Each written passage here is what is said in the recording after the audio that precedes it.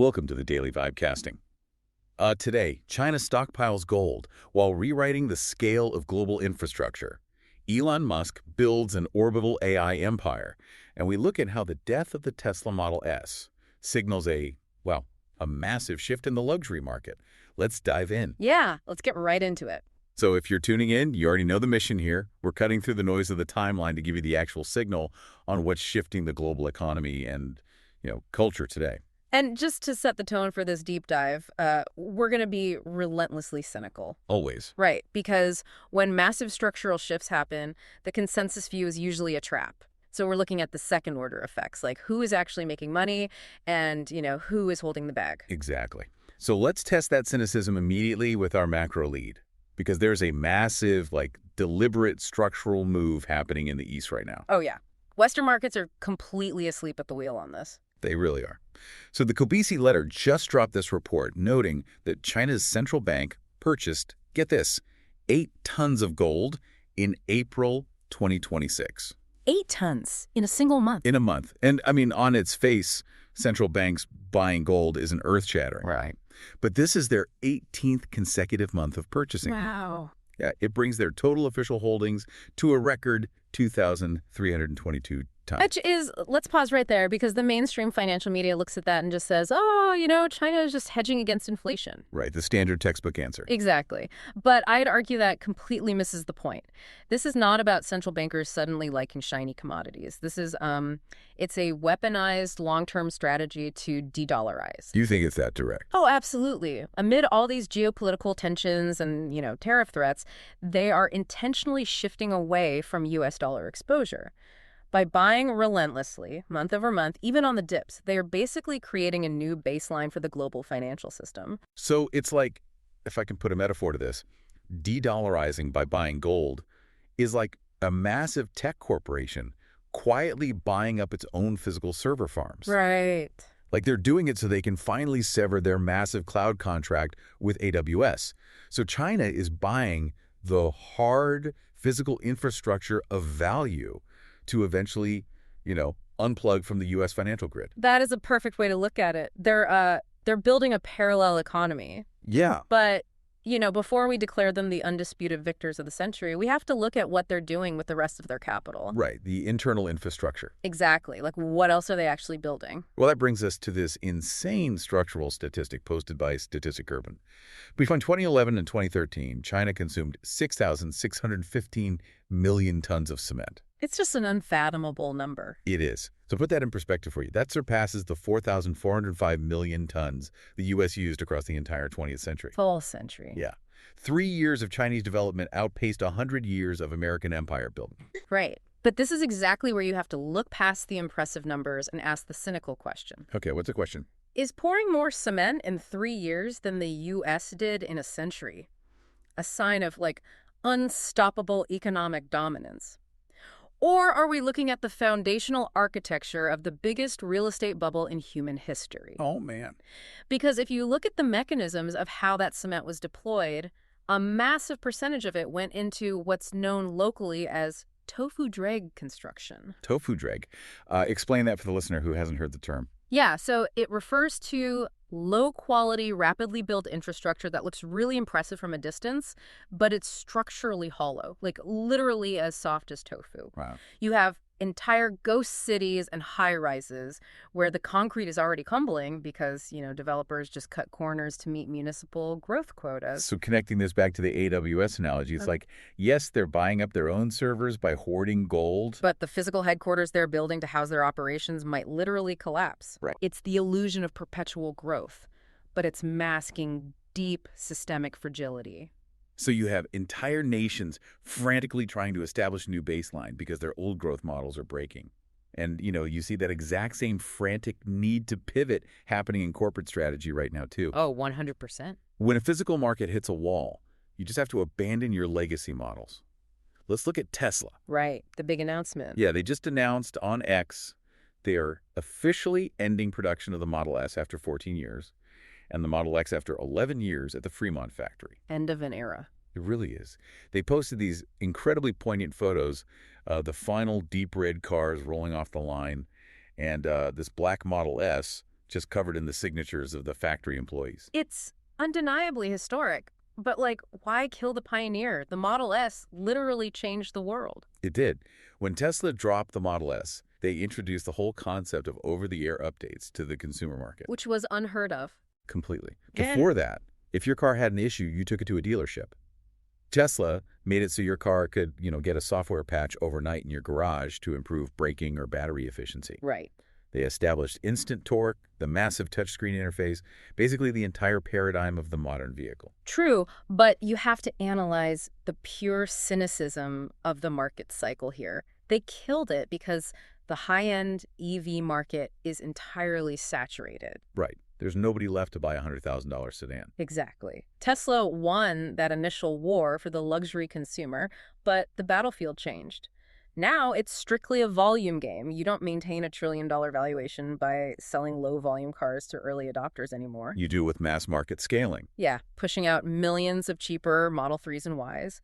Terrestrial luxury in the auto space just hit a ceiling. And what's fascinating is that it's not just the auto sector hitting this ceiling. Look at what's happening right now in the traditional luxury watch space. Oh, the Polymarket news. Yeah. Polymarket is tracking this massive launch. Audemars Piguet is collaborating with Swatch to release an affordable Royal Oak for around $300 to $450. Which is wild for AP. It's insane. They're calling it the Royal Pop.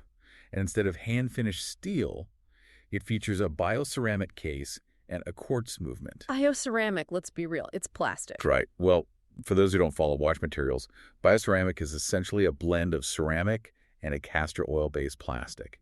It's cheap to produce, lightweight, and it completely abandons the mechanical craftsmanship AP is known for. Totally. So we have the pioneer of luxury EVs and the titan of luxury watches both abandoning the high end at the exact same time. And AP is doing it out of sheer underlying panic. You think it's panic? Absolutely. They are desperate to capture a younger demographic of consumers who simply will not or, cannot pay $30,000 for a mechanical watch. Right.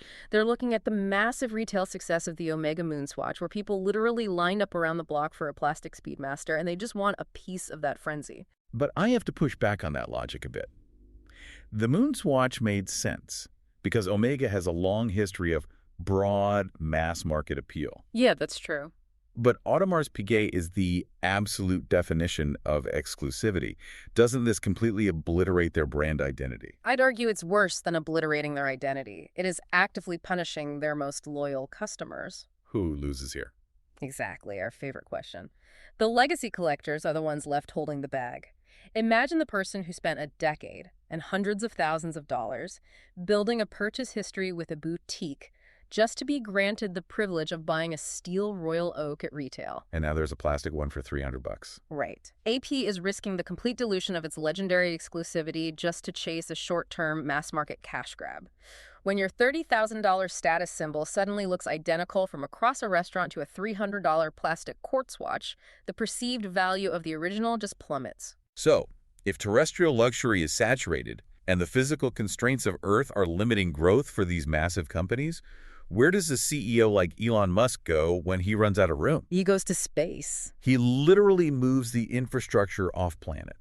Sawyer Merritt reported on X that SpaceX has officially filed a new trademark application for something called SpaceX AI. SpaceX AI. Yeah. The filing description covers satellite-based data centers, orbital computing infrastructure, cloud computing, and AI data processing.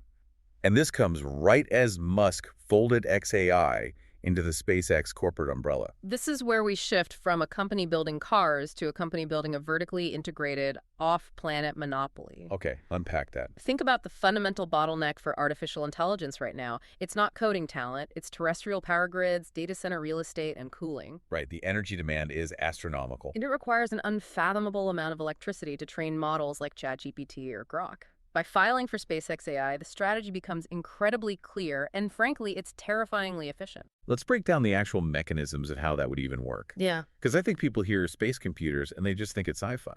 Yeah, I mean, space is cold, yes, but there's no air to carry heat away via convection. Right. So orbital data centers require these massive radiator arrays to bleed off the heat generated by the processors. Right. But the immense trade-off is that you have access to 24/7 unmitigated solar energy without cloud cover or, atmospheric interference. So you completely bypass the terrestrial power grid. You bypass the grid, you bypass local zoning laws for building massive server farms. Starship launches the heavy payload servers into orbit, and Starlink provides the global low-latency network to beam the computations back down to Earth. And the logistics network for this is already thriving. Like, X-Ray has highlighted that Starlink just hit all-time high speeds in the U.S. Median downloads are over 100 megabits per second in 49 states. That's incredible coverage. It is. They've successfully scaled to 10,300 satellites, serving 12 million active users. Plus, SpaceX just posted images of Starship and Super Heavy version 3 stacked together at the Starbase launch pad for the first time. So the delivery vehicle and the network are ready. They're ready. But the sheer capital expenditure required to establish orbital AI is just staggering. Does this mean we're looking at an era where only 2 or 3 companies on the entire planet can even afford to participate in the AI race? Oh, absolutely. The moat is no longer just having the best software engineers. The moat is now orbital logistics. If you cannot launch your own rockets, you cannot compete in the next decade of AI data processing. Wow. And while the heavy infrastructure is moving to space, the software is already fundamentally automating our daily lives down here. Oh yeah, agentic AI. Exactly. Let's talk about it. Sam Altman recently posted on X about his workflow. He said he kicked off a bunch of Codex tasks, went outside to play in the sunshine with his kid, and returned at nap time to find all the code autonomously completed. Must be nice. Right. And for context for you listening, Codex is the AI model that powers GitHub Copilot, which basically translates natural language into code. But agentic AI takes this a step further. Right, it's not just a chatbot. Exactly. It's not a chatbot that just answers your questions. It's a system that takes a high-level goal and independently executes multi-step tasks to achieve it without human intervention. The autonomy is visually and conceptually impressive, I'll give it that. And we're seeing everyday creators leverage this. Like Dylan Sanjaya posted about using Gemini 3.1 Pro for coding and GPT Images 2 for a user interface designed to build a 3D cell architecture studio. Yeah, for interactive biology, right? Exactly. He's generating rotatable, interactive models of neurons just by voicing prompts. The speed is incredible. Yeah. But I know you're going to critique the utopia narrative of Sam Altman's post. Well, you have to. I mean, is agentic AI actually giving us our time back to play in the sunshine, or is it just centralizing power further into the hands of the provider? Because if you look at the contextual backlash in the replies to Altman's post, it tells a very different story from the idyllic afternoon he described. Users are deeply frustrated. Yeah, that hashtag. The Keep4 hashtag. It was trending massively in the replies. Developers and enterprise users are pushing back against constant, opaque model changes that break their workflows overnight. Right, because if the underlying logic of the AI shifts, the custom applications built on top of it just break. Exactly. It is not all sunshine and naps for the developers relying on a product that updates its foundational architecture without warning. The autonomy is incredibly liberating for OpenAI, but it creates intense vulnerability for the user. Which brings up a chilling thought for you, the listener. If an AI agent scrapes your personal work to train its model, and the physical server processing that data is literally floating in orbit, who do you even call? Exactly. Good luck subpoenaing a satellite. Right. And that loss of control over our data and our physical reality leads us right into a massive cultural fracturing. If the tech infrastructure is escaping earthly limits, our culture is desperately trying to police what is actually real down on Earth. The Dua Lipa story. Yes. Plop Crave reported that Dua Lipa is filing a $15 million lawsuit against Samsung. She alleges they used a copyrighted festival photo of her face on their Crystal UHD TV packaging without her permission or compensation. Wow. Yeah, leading consumers to falsely believe she endorsed the product. This is a textbook Lanham Act battle, but it's elevated for the digital age. Explain the Lanham Act real quick. Sure. The Lanham Act is the federal trademark statute that protects individuals and businesses against false endorsements and the unauthorized use of their likeness in commerce. Yeah. And we're so obsessed with policing reality right now because the ease of digital reproduction has essentially stripped away the fundamental right of publicity. It's just too easy to copy someone. Exactly. A global pop star has to wage a multi-million-dollar federal legal war just to maintain ownership of her literal face. If she has to fight this hard, what chance does a regular citizen have against a deepfake? And the anxiety over what is real bleeds all the way down to the micro level of social media, too. Yeah. It isn't just federal lawsuits. It's everyday users weaponizing math to police authenticity. This is my favorite story today. It's so funny. There is a viral video from a user named AkafaceUS. He used exact pixel math to debunk a TikToker's height. Pixel math? Yeah. By measuring the pixels against a 60.62-inch floor lamp and a 36-inch dresser visible in the background of the video, he proved that the creator, who claimed to be 6'3", is actually exactly 63.94 inches. Which is under 5'4". Barely 5'4". He used geometry to, as the internet says, stop the cap. I mean, it sounds totally absurd, and it is pretty funny, but it highlights a profound underlying cultural anxiety. So. We no longer trust a single thing we see on a screen, so we are resorting to pixel-level forensic analysis to establish baseline truths about something as mundane as human height. Right. And when you can't agree on basic reality, culture clashes violently over identity and tribalism. Yeah. Like, look at the Babylon Bee post, their satirical news outlet.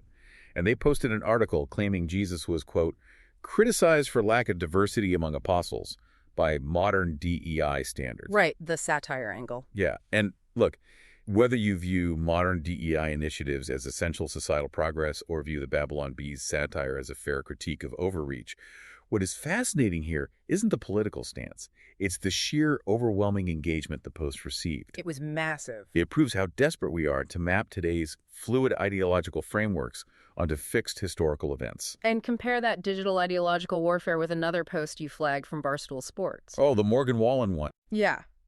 They shared a video of country music star Morgan Wallen walking out for his concert at Lucas Oil Stadium in Indiana, and he was flanked by WNBA phenom Caitlin Clark.